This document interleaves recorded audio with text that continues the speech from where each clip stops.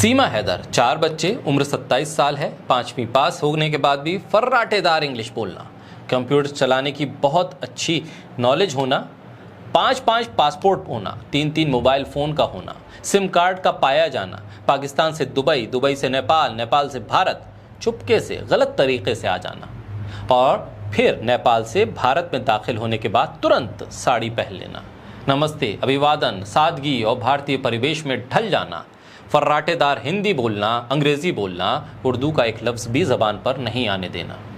आपको मजाक लग रहा है, मीडिया इंटरव्यू ले रहा है, सोशल मीडिया पर पीठ थपथपाई जा रही है, देश उत्सव मना रहा है, भावुकता से स्वागत कर रहा है क्योंकि सीमा हैदर एक हिंदू लड़के के पास आ गई हैं, लिहाजा जश्न मनाया जा रहा है। लेकिन सवाल गंभीर है। बोलता हिंदुस्तान पर मैं हूं आपके साथ मिर्ज़ा शाकिर अली बेग। क्या सिर्फ इसलिए क्योंकि वो एक मुसलमान नाम के साथ आई है और भारत में एक हिंदू शख्स के साथ रहना चाहती है, पाकिस्तान को गाली दे रही है, सिर्फ इसलिए सीमा हैदर पर शक नहीं किया जाना चाहिए, पीठ थपथपानी चाहिए, खुशी मनानी चाहिए? अगर सचिन की जगह सीमा हैदर किसी सलीम के पास आती तो क्या यही रवैया होता गोदी मीडिया का? यही रवैया होता प्रशासन का? यही रवैया होता जांच एजेंसियों का? और यही रवैया होता आपका? सीमा हैदर कितनी बड़ी कलाकार है, उसको कोई सूरत याद नहीं। नमाज रमज़ान में पढ़ी थी इसलिए अब भूल गई है। वो मुसलमान है लेकिन उसको कलमा याद नहीं है, ना कोई सूरत याद है, ना कोई आयत याद है। आखिर कैसे हो सकता है? 27 साल एक मुसलमान के तौर पर ज़िंदगी बिताने वाली औरत को इस्लाम से जुड़ी हुई कोई बात याद ही नहीं है।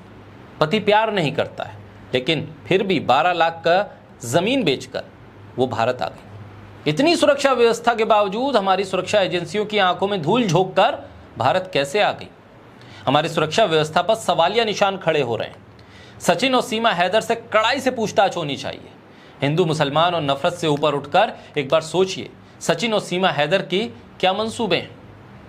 गहनता से खुफिया एजेंसियां जांच करें। देश का कोई भी मुसलमान ये नहीं चाहेगा कि किसी दूसरे देश का दुश्मन हमारे देश की एकता और अखंडता के साथ कोई खिलवाड़ करे, क्योंकि ये मुल्क हम सबका है और मुल्क में प्यार करने वाला शख्स, चाहे वो हिंदू हो या मुसलमान, सिख हो, ईसाई, किसी भी मज़हब का हो, अपने मुल्क के साथ गद्दारी नहीं कर सकता।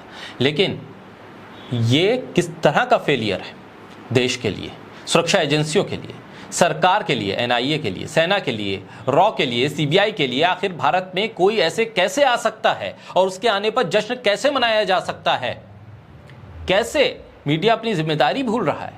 किस तरह से भारत में गलत तरीके से आने वाले एक पाकिस्तानी के साथ खड़ा होता दिख रहा है क्योंकि वो किसी सचिन के पास आई है, उसका नाम सीमा हैदर है, वो मुसलमान नाम रखती है, इसलिए सचिन के पास आना जायज़ हो जाता है और उसके ऊपर शक का कोई भी प्रश्न नहीं उठता।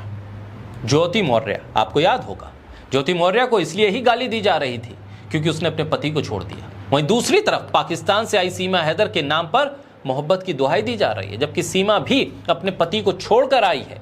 ये दोहरा रवैया क्यों? सीमा हैदर बगैर पासपोर्ट के भारत में आई है, क्या उसके खिलाफ कोई कार्रवाई नहीं होनी चाहिए? जिसके पास आई है वो सचिन है, इसलिए सीमा हैदर के तमाम गुनाह माफ कर दिए जाएं। सचिन की जगह अगर सुलेमान होता तो क्या अब तक NSA नहीं लग गया होता उस शख्स के ऊपर और मीडिया मोहब्बत का गुणगान करने की जगह आतंकी स्टोरी लिख रही होती? आखिर ये दोहरापन क्यों है? ये सोचना होगा, टटोलना होगा और इस पूरे मामले की बहुत तफ्तीश के साथ, गहनता के साथ जांच होनी चाहिए, असलियत सामने आनी चाहिए।